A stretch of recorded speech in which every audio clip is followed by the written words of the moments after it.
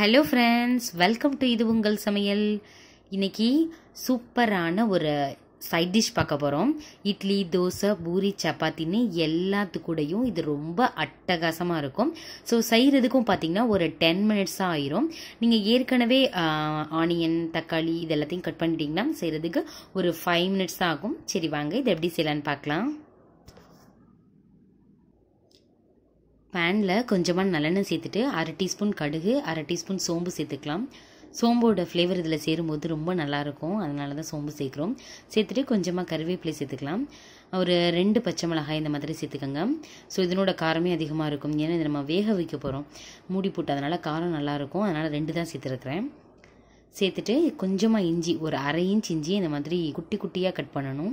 அப்போ தான் அது வாயில் கடிப்படாது, நல்லா கரைஞ்சிரும். அதே மாதிரி 3 பல் பூண்டு அதையும் சேர்த்துட்டு நல்லா வதக்கிட்டு ஒரு 2 பெரிய வெங்காயத்தை இந்த மாதிரி தின் ஸ்லைசஸாக கட் பண்ணி அதையுமே சேர்த்துக்கலாம்.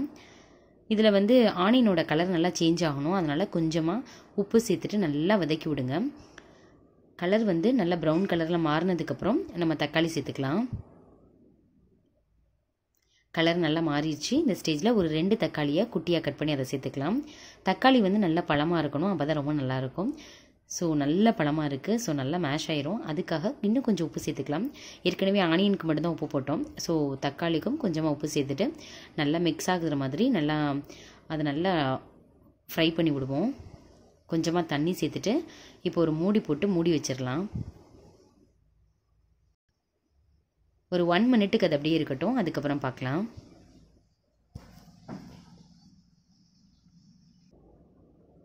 ஒன் மினிட் ஆயிடுச்சு, நல்லா குக் ஆயிடுச்சு. இப்போ பாருங்கள், இந்த ஸ்டேஜில் நல்லா மிக்ஸ் பண்ணிவிட்டு தக்காளிலாம் கொஞ்சம் பெருசாக அமுங்காமல் இருந்துச்சுன்னா நல்லா மேஷ் பண்ணி விட்டுருங்க. இப்போ காமிச்ச டேபிள் ஸ்பூன் அதில் 2 டேபிள் ஸ்பூன் மட்டும் கடலை மாவை தண்ணியில் கரைச்சி இந்த மாதிரி சேர்த்துட்டு நல்லா மிக்ஸ் பண்ணிடலாம். இதில் கொஞ்சமாக மஞ்சத்தூள் மட்டும் ஆட் பண்ணிக்கலாம். உங்களுக்கு காரம் தேவைப்பட்டுச்சுன்னா நீங்கள் சேர்த்துக்கோங்க. நான் ஏற்கனவே 2 பச்சை மிளகாய் சேர்த்ததே எனக்கு கரெக்டாக இருந்தது, ஸோ அதனால் நான் அதை அப்படியே விட்டுறேன். உங்களுக்கு காரம் தேவைப்பட்டுச்சுன்னா ஒரு 1/2 டீஸ்பூன் மட்டும் சேர்த்துக்கோங்க. இப்போ கொஞ்சமாக ஒரு 1/2 டீஸ்பூன் மட்டும் கரம் மசாலா சேர்த்துக்கலாம். ஸோ ஃப்ளேவரை இன்னுமே நல்லாயிருக்கும். அதில் கரம் மசாலா மட்டும் 1/2 டீஸ்பூன் மட்டும் சேர்த்துக்கோங்க, ரொம்ப சேர்த்துட்டாலும் நல்லா இருக்காது. ஒரு 3 மினிட்ஸுக்கு நல்லா கொதிக்கட்டும்.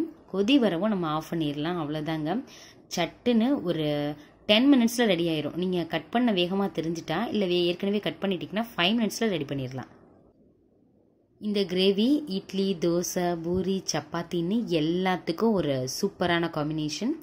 ஸோ கரண்ட் இல்லைன்னு வச்சுக்கோங்களேன், நம்ம சட்னி இருக்குதுன்னு கவலைப்பட தேவையில்லை, இதையே நம்ம பண்ணிடலாம். அந்த அளவுக்கு டேஸ்ட் ரொம்ப ரொம்ப நல்லாயிருக்கும். ஒரு தடவை ட்ரை பண்ணிட்டீங்கன்னா வாரம் ஒரு தடவை கண்டிப்பாக அந்த சட்னி பண்ணுவீங்க. ஸோ நீங்கள் இதை நான் ஒரு பவுலுக்கு ட்ரான்ஸ்ஃபர் பண்ணிவிட்டு எப்படி இருக்குது அப்படின்னு சொல்லிட்டு காமிக்கிறேன்.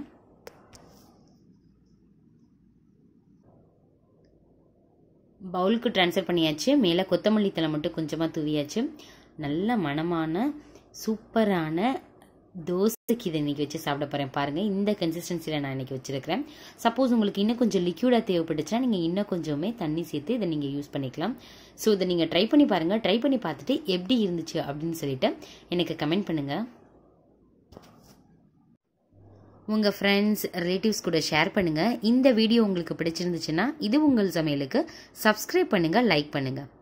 Thank you friends.